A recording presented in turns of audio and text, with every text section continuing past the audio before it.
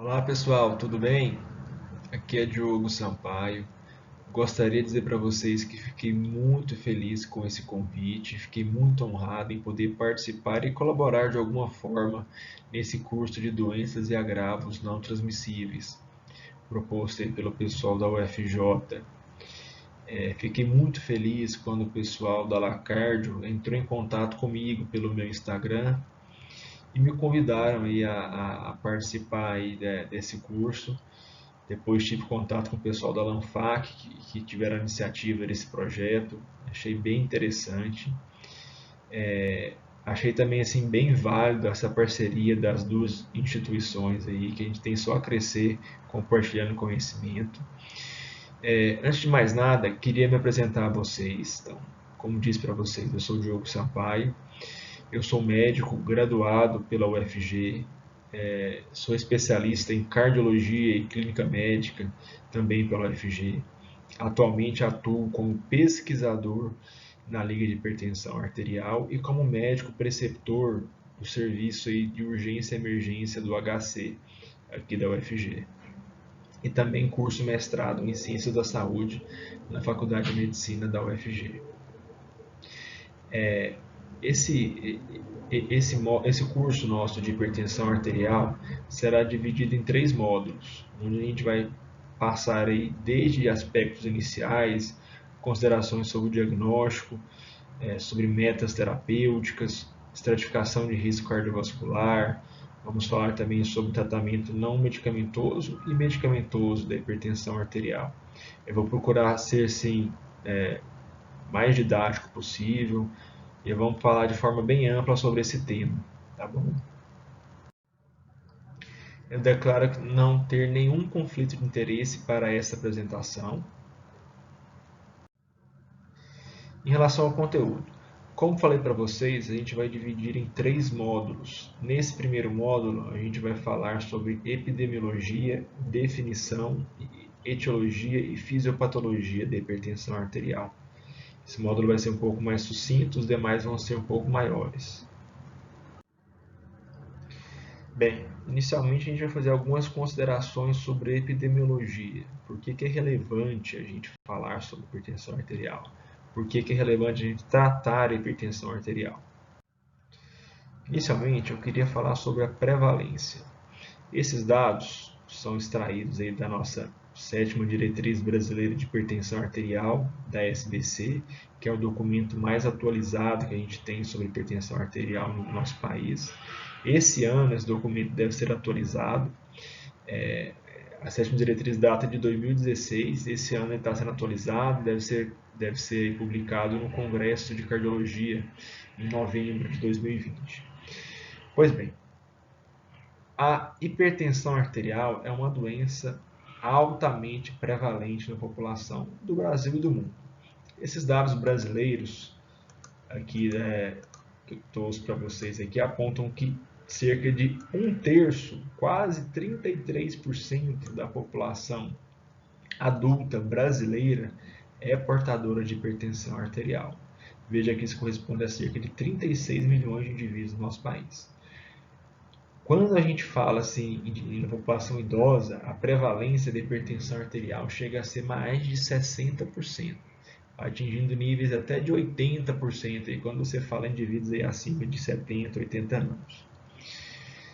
Por outro lado, a hipertensão arterial é responsável por cerca de 50% das mortes por doenças cardiovasculares, como infarto, AVC, insuficiência cardíaca, e essas doenças cardiovasculares são as principais causas de mortalidade, tanto no Brasil como no mundo.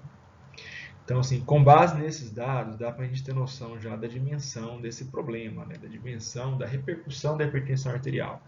Você tem que 1/3 da população adulta é portadora de hipertensão arterial. E essa hipertensão, por si só, é o principal fator de risco das doenças cardiovasculares, que são as principais causas de mortalidade no nosso país. Agora, falando também sobre o conhecimento da população tem sobre possuir ou não esse diagnóstico e sobre as questões de tratamento e controle. A gente tem que, em relação aos indivíduos hipertensos, esse dado também é da diretriz, a gente tem estudos aí bem heterogêneos. Os hipertensos, assim, que têm conhecimento, realmente possuírem a doença e variam de 22% a 77%. E sobre aqueles hipertensos, também os estudos são bem heterogêneos, de 11% a 77% realizam tratamento. E dos que tratam, somente 10% a 35% têm um controle adequado. Ou seja, você tem uma doença altamente prevalente na população, sendo que a gente tem uma grande variação aí no número de pacientes que realmente sabem que tem um diagnóstico. Dos que sabem, a gente também tem uma ampla variação entre os que tratam e os que não tratam. E daqueles que tratam, uma pequena parcela aí, até no máximo 1/3 dos que tratam tem um controle adequado. Então, assim, a gente dá para ter a dimensão desse problema e por que a gente fala tanto nisso aí. Agora, vamos falar sobre o que seria a hipertensão arterial propriamente dita. A gente sabe que a pressão arterial é um sinal vital, né? É uma variável fisiológica.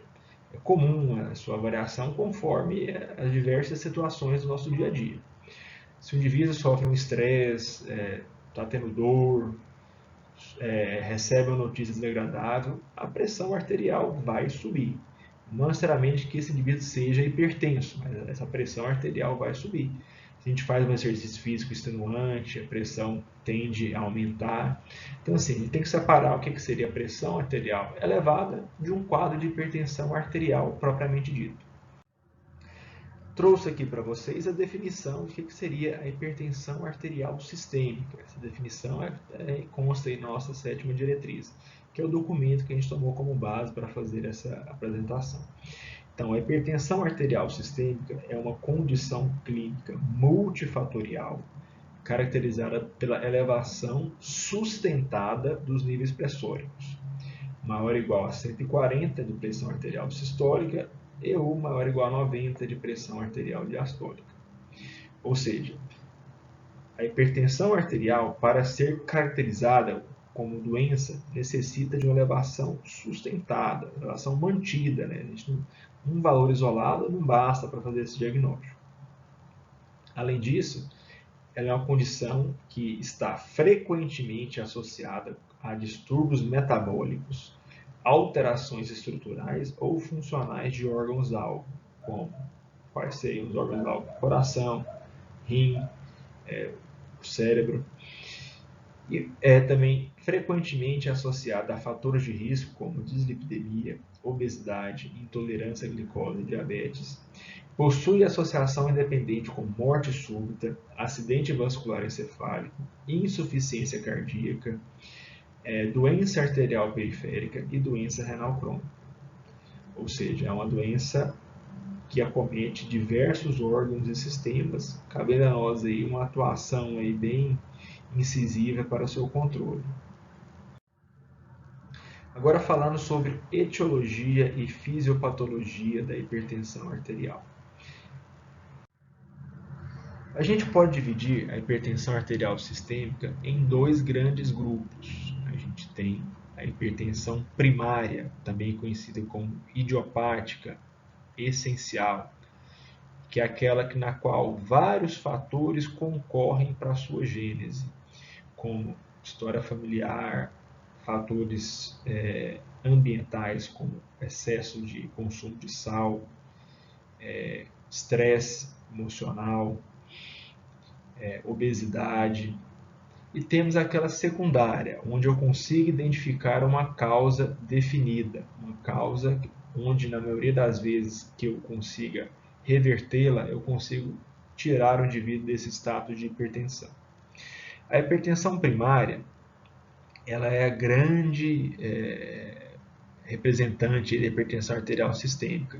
Cerca de 95 a 97% dos hipertensos vão ter essa hipertensão primária. Já a secundária corresponde à minoria, cerca de 3 a 5% dos casos.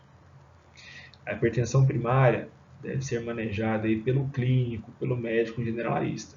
Já a secundária, geralmente quem maneja ela são os especialistas, tanto cardiologista, endócrino, nefrologista. e áreas afins. Falando agora um pouco sobre a fisiopatologia.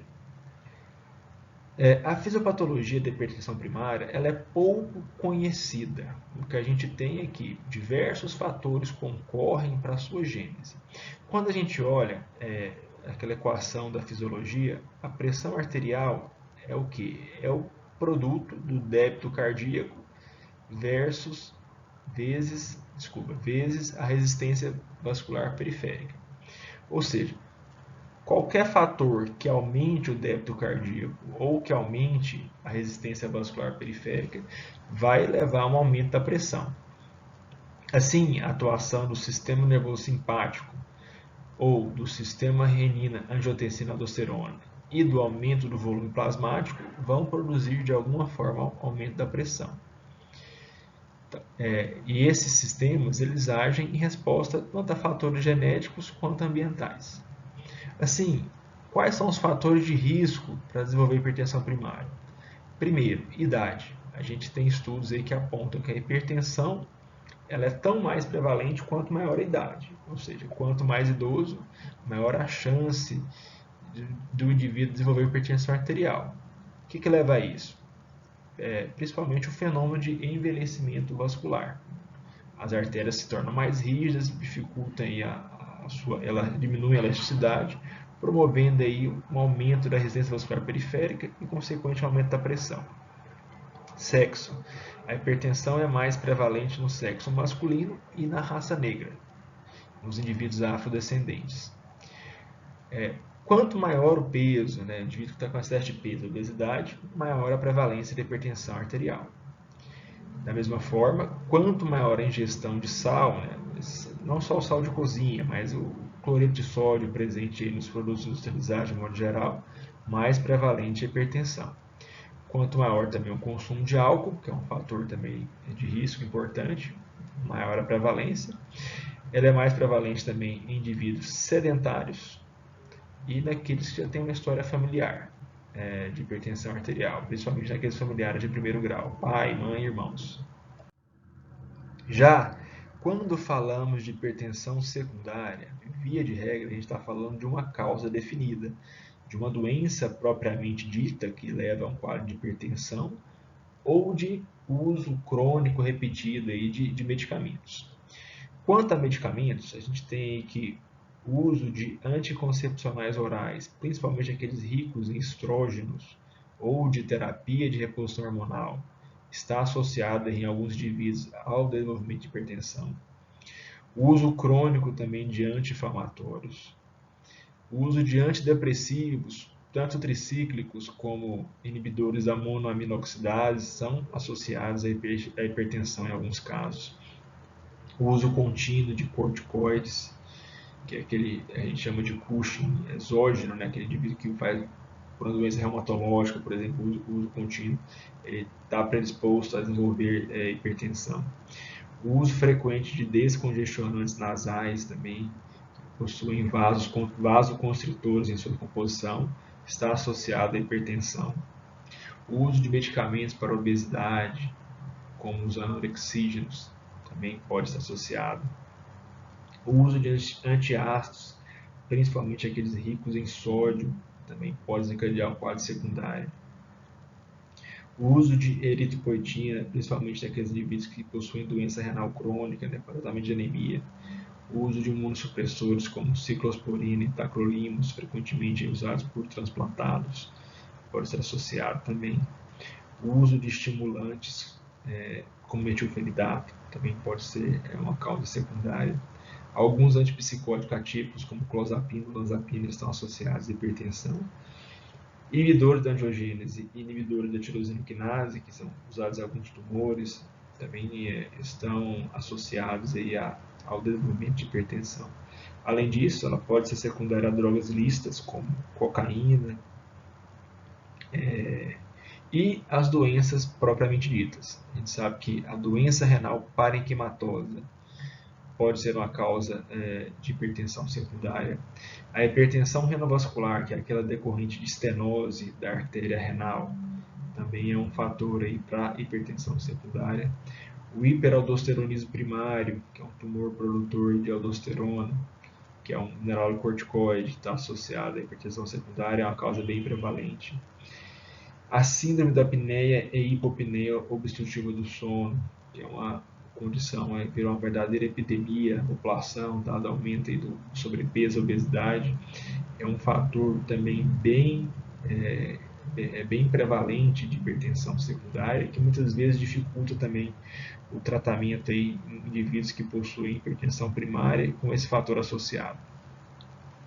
Feocromocitoma também é um diagnóstico importante de hipertensão secundária. Síndrome de Cushing é outro diagnóstico associado, bem prevalente. Distúrbios da tireoide, como hipo e hipertiroidismo, também estão frequentemente associados a genes de hipertensão. Indivíduos acromegálicos, que tem aquele tumor no eixo hipotálamo hipofisário, também estão associados à hipertensão secundária. Uma causa aí que a gente consegue identificar, principalmente no exame físico, a coartação de aorta, é bem associada a genes de hipertensão. Então, assim, o interessante é falar que a hipertensão secundária, muitas vezes, é uma hipertensão que tem tratamento. Às vezes você afasta o fator de risco aqui, o fator causal, você consegue controlar. Às vezes a pessoa pode ficar até sem medicação, em alguns casos. Outras vezes, a hipertensão secundária pode estar sobreposta à hipertensão primária. Então, o indivíduo tem um quadro de hipertensão primária e tem um fator de risco, por exemplo, ele tem uma apneia do sono, que pode estar aí dificultando o controle da doença, da hipertensão. Então, você tem que tratar a apneia do sono para poder conseguir tratar a hipertensão arterial. Bem, essa foi minha referência. Como falei para vocês, o principal documento que a gente vai usar para guiar nossas aulas aqui são a 7ª Diretriz Brasileira de Hipertensão, que é um documento aí bem sucinto e ao mesmo tempo bem amplo, que aborda aí todas as nuances da hipertensão arterial. Se vocês tiverem alguma dúvida, podem mandar para mim no meu e-mail ou me mandarem via direct no meu Instagram. Deixei para vocês aqui, tá bom? Vejo vocês aí no próximo módulo.